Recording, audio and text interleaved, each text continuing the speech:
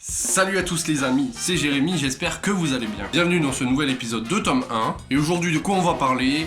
Tu l'as bien sûr vu dans la miniature, on parle de... Dragon Ball Super. Alors pour l'occasion, t'as vu, j'ai sorti la petite veste Capture Corp, ça fait plaisir. Donc, Dragon Ball Super, c'est un shonen des éditions Glénat, écrit par Akira Toriyama et dessiné par Toyotaro. Et concrètement, qu'est-ce qui se passe dans ce tome? Des mois ont passé depuis le terrible affrontement entre Goku et Boo.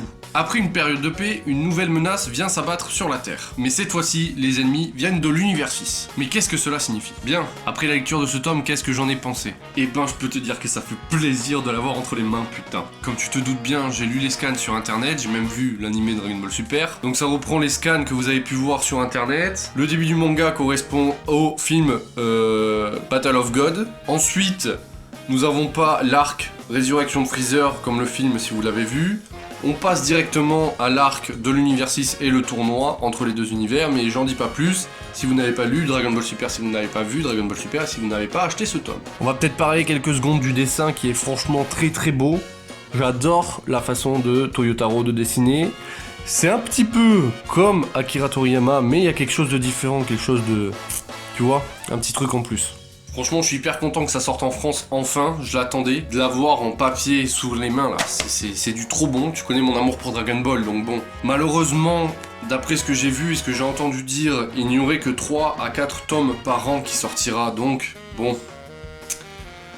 Je suis un peu dégoûté, quoi. En sachant qu'au Japon, il y a un chapitre par mois.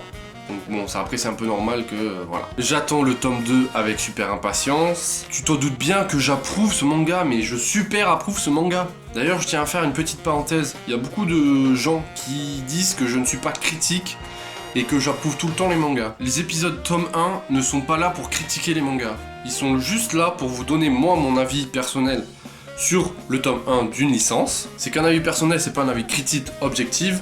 Donc forcément oui, j'approuve tout le temps les mangas que je vous montre, parce que c'est les mangas que j'ai lus, que j'ai aimés. Quand je n'aime pas trop un manga, ben j'ai pas forcément envie de vous le présenter. C'est la fin de la parenthèse et c'est aussi la fin de la vidéo. J'espère que vous l'avez kiffé. Si c'est le cas, comme d'habitude, le petit pouce bleu qui fait plaisir. N'hésitez pas à me dire en commentaire ce que vous avez pensé de Dragon Ball Super, le manga. N'hésitez pas à nous rejoindre sur les réseaux sociaux, ça fait plaisir. Les liens sont dans la description. N'hésitez pas non plus à vous abonner. Et moi je vous dis à très bientôt pour de prochaines vidéos. Jana.